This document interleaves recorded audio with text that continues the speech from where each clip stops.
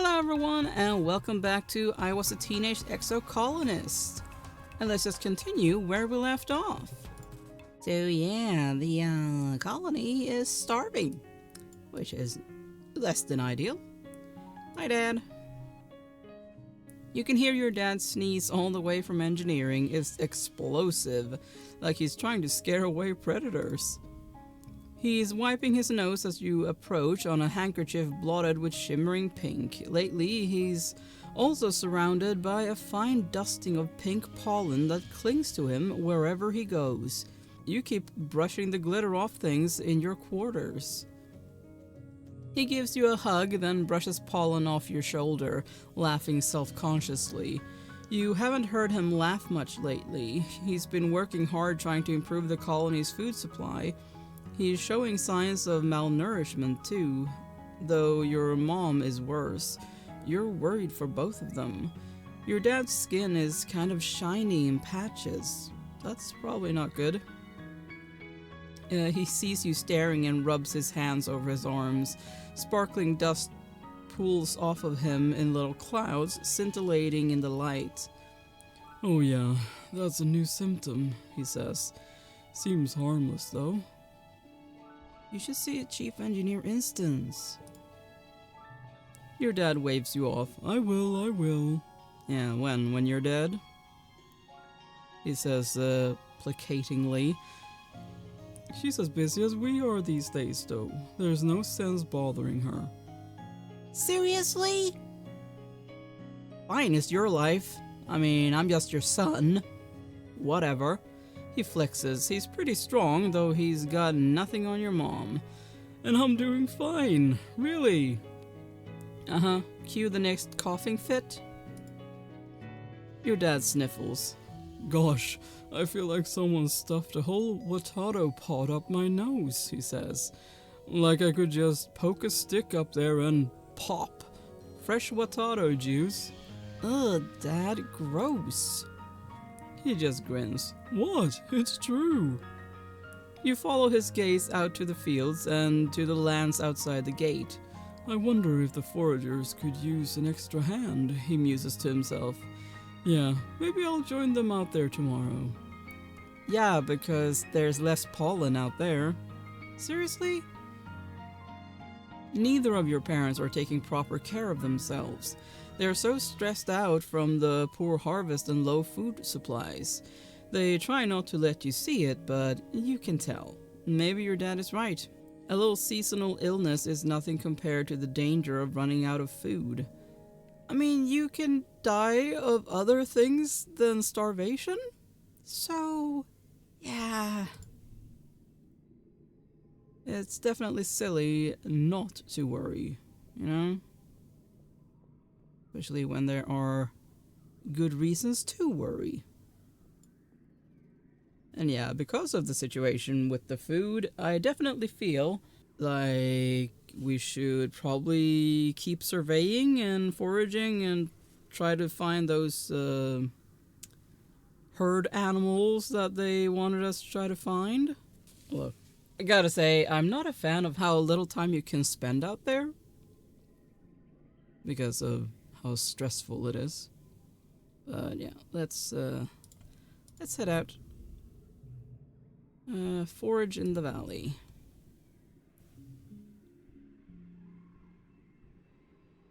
Okay, come on, Ricky Tiki. Hopefully we don't have to fight a bunch of your relatives this time.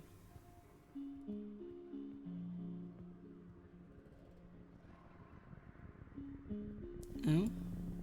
What is this event? You come across a veritable feast of berry bushes. Ooh. Gloopy, sagging bushes with enormous purple berries. They look delicious. Yeah, let's research them first. We're not taking any chances on this, that's for sure.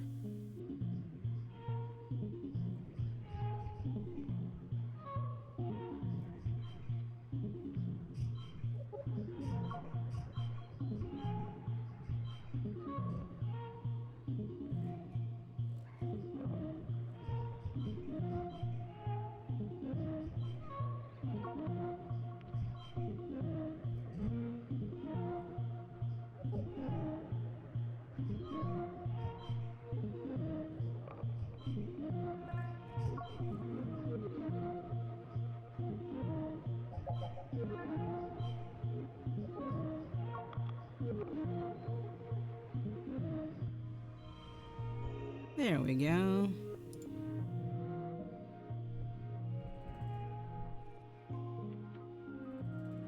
Oh, these purple berries? They're not even in the holopedia as berries. They're some kind of explosive seed pod. You take a few steps back, careful not to set one off. Why would I set them off? But I guess that's better than that. Yeah, sure. You shield yourself behind a tree and throw rocks at the bushes until with a satisfying pop pop pop, the explosive berries begin to trigger in a chain reaction. Each burst sends seeds flying in all directions like shrapnel, setting off nearby berry bushes. You then carefully cut a path through the thicket and continue on your way. I think that was probably the best outcome. Alright. Oh, hello. A bristle slug is rooting around in the underbrush. It's like a little porcupine with no legs. Well, little is relative. It comes up to your waist and it must be at least 100 kilograms. You've seen a few of these up at geoponics. They're easy to catch and their spines and berries naturally fall off and are edible. A chewy, renewable source of food, kind of like jerky. Maybe you could catch this one. Unfortunately, not. Because our animals is way too low. 11 short. Yeah, I don't want to kill it. Because, I mean, why would I? So let's just observe it. Miraculously, it doesn't even notice you're here. You watch it bumble around. It's so cute. It has no legs, just a scaled belly that it kind of flexes and undulates to get around. And unlike a slug, it isn't slimy at all. Actually, it's pretty darn adorable. I mean, it looks kind of like a seal in the face. Ain't too bad that I couldn't catch it. We need to get our animal knowledge up. Ooh, there's an egg.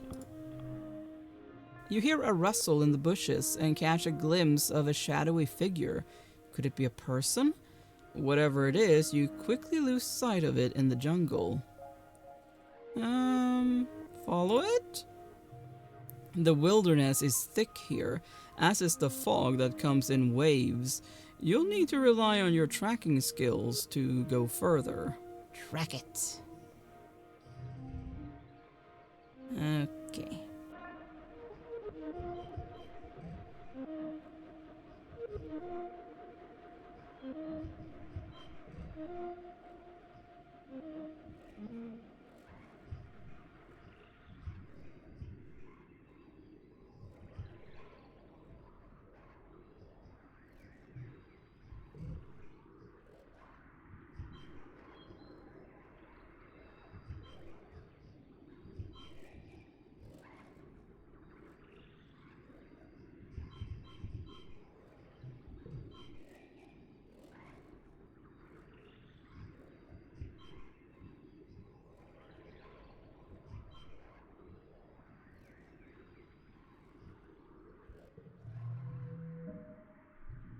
Might as well push it.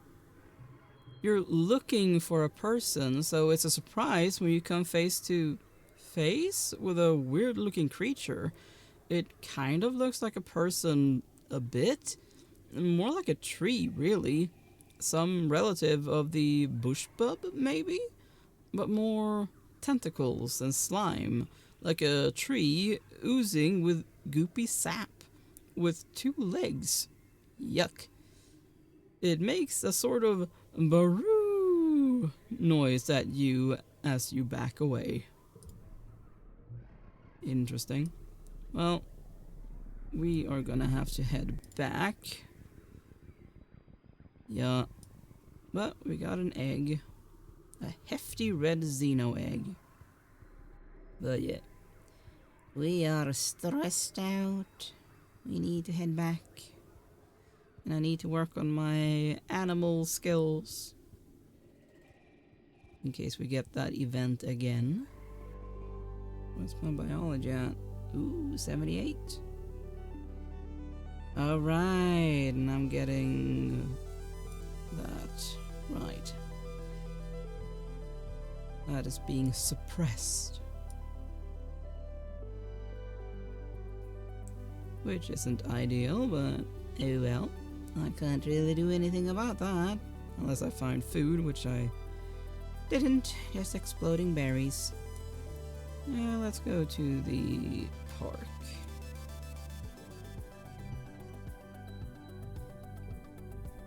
The garden is such an extravagance normally, but during a famine, it's almost irresponsible. Your mom hasn't had a lot of time to weed here lately, so you donate some of your free time to cleaning up around the flowers. They're pretty, but not edible. What a shame. Yup. No, I do not want to get rid of any of those.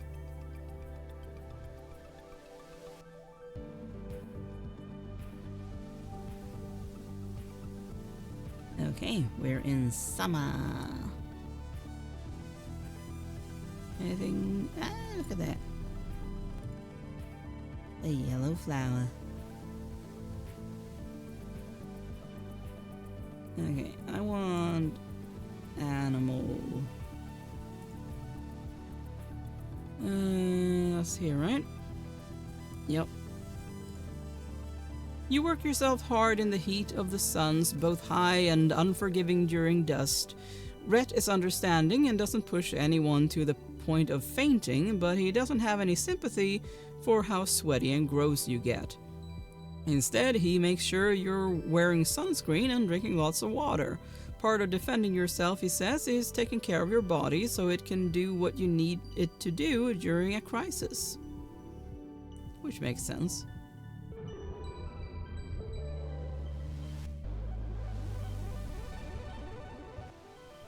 Perfect.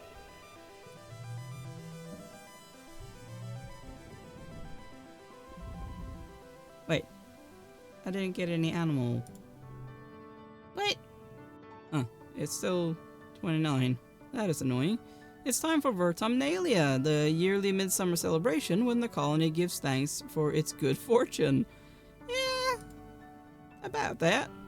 Well, it would be, but as you file into the main square, you can't help but notice that the feast table is nearly empty.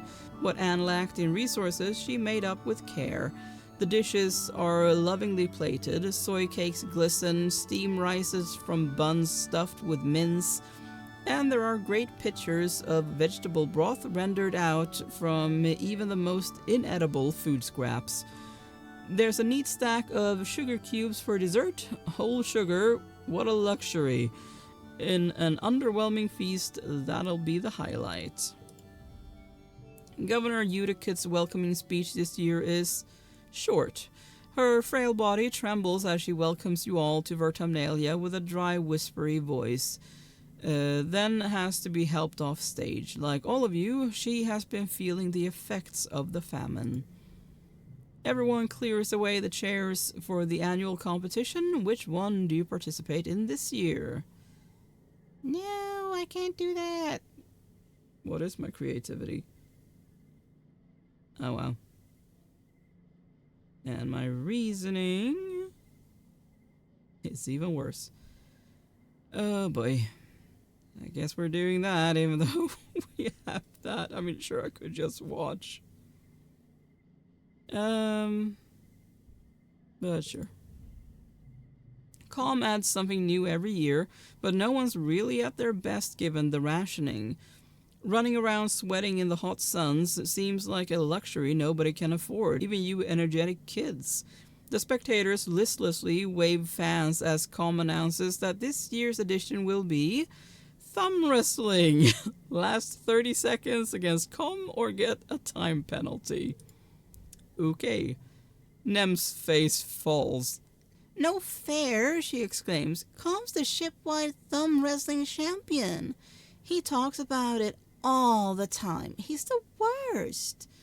Calm just shrugs and blows his whistle for you to get into position. Okay. This will be interesting.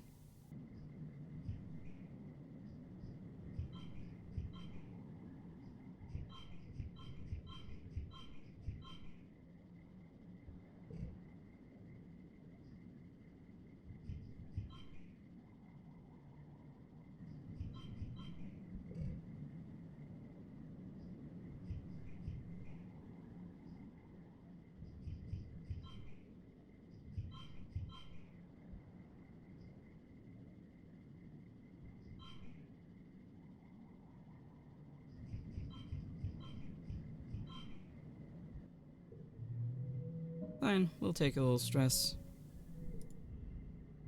You don't beat Calm at the thumb wrestle. Nobody can. He's the best. But you do manage to hold on through 30 tense seconds of maneuvering and fake-outs and double fake-outs. The man is a master. In fact, the thing you learn from Calm in those 30 seconds can be applied to the bot you have to wrestle at the end of the contest. You wonder how you never noticed before how much of bot wrestling is finesse, not just brawn.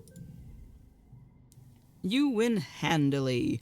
Nem whines at Calm for being unfair, but she still takes second place. Nice. After the festivities, the whole colony takes a few days off for a break. Well, except for geoponics and the foragers and the kitchens and everyone who uses the break from their usual work to help out in the places that didn't close. Okay, it's not really a break, but you try to take it easy anyway. At least I wasn't affected by the extra stress there, so that's good.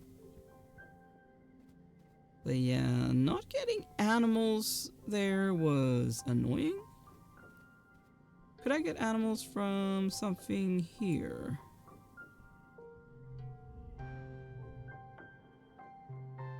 Bravery. There is animals. But yeah, probably do that then. Yeah, let's do that.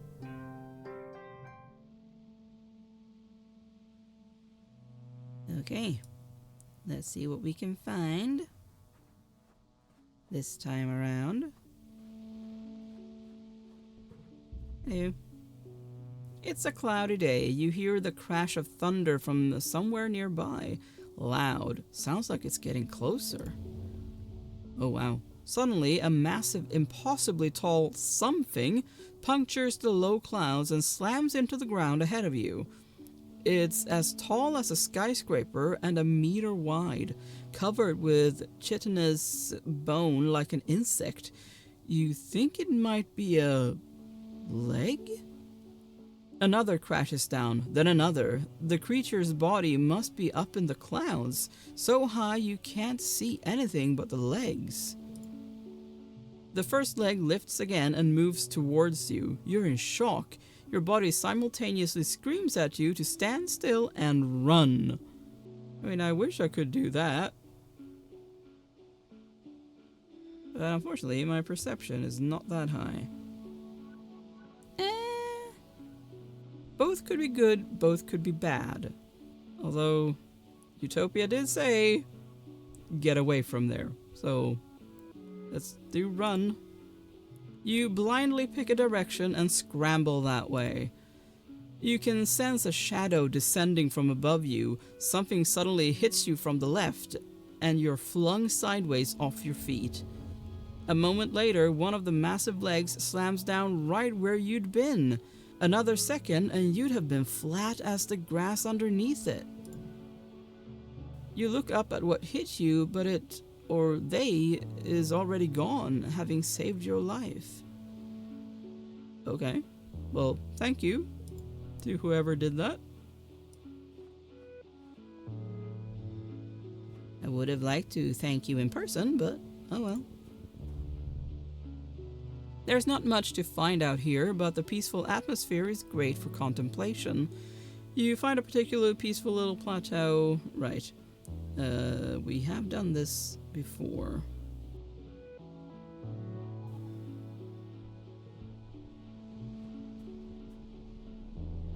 What do we have here? Drifts of spark snow make this area hard to pass through. Your feet keep sinking into it, and you have to work to get them free with every step. The only way forward here is through an especially deep area. Here, take a break and play in it. Okay, not that great then. You make a snow buddy, or at least you try. The tiny blue crystals don't pack together very well, and the stuff quickly melts just from the heat of your body. The acidic snow gives you a hot, scratchy rash between your fingers. You probably should have worn gloves. You appraise your lumpy snow buddy. It looks a little sad. Maybe it just needs some accessories? With some twigs and grass and a weird kind of jelly you find seeping out of the ground, you give your buddy antlers and fur. It kind of looks like a snow bush bub.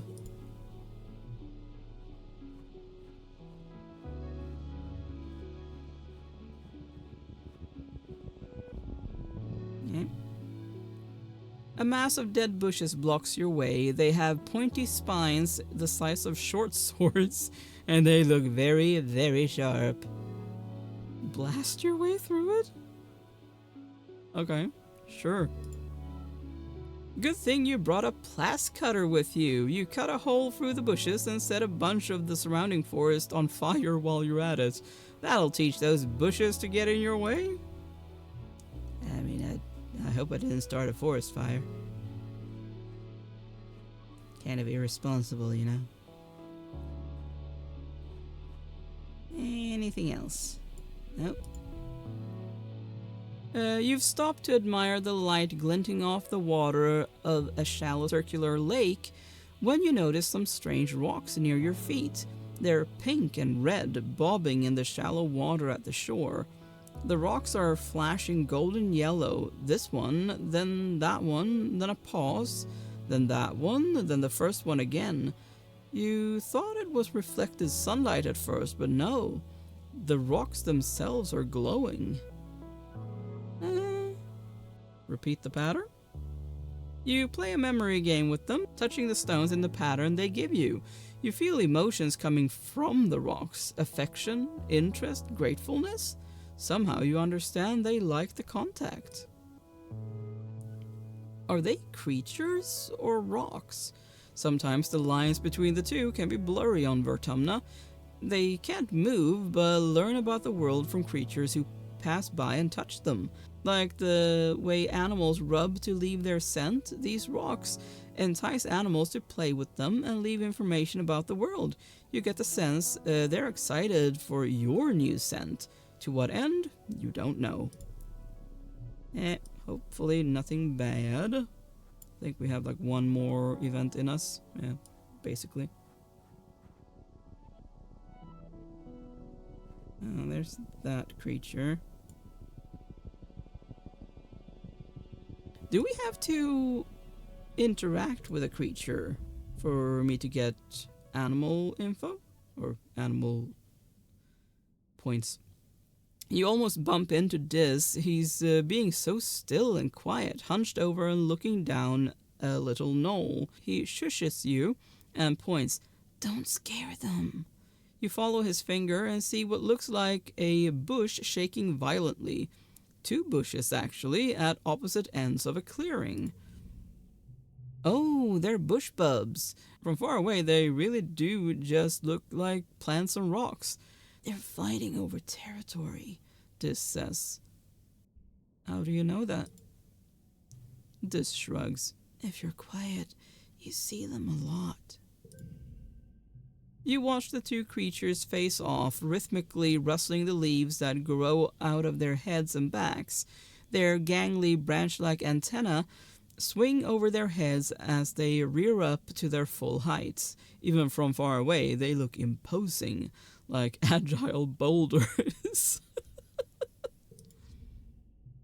One goes, then the other. They watch each other carefully, alternating and repeating the other's motions, trying to outdo each other. Ultimately, the smaller, more graceful one seems to be declared the winner. The loser plops back down and shuffles away into the jungle, defeated. Interesting. Well, we should be heading back. Yeah. Not that way. So we are... Well, we could do one more. Sure. One of your jobs as a surveyor is to document the flora and fauna through photographs. You've spotted some kind of baby photosynth, all shaggy purple fur with leaves growing out of its head. It's grazing up on top of a large mushroom cap. You've got a camera built into your holopalm, but it's not equipped to capture difficult shots like this. You'll need to put in the work. Well, my perception is better, so let's go for that. Find a good angle.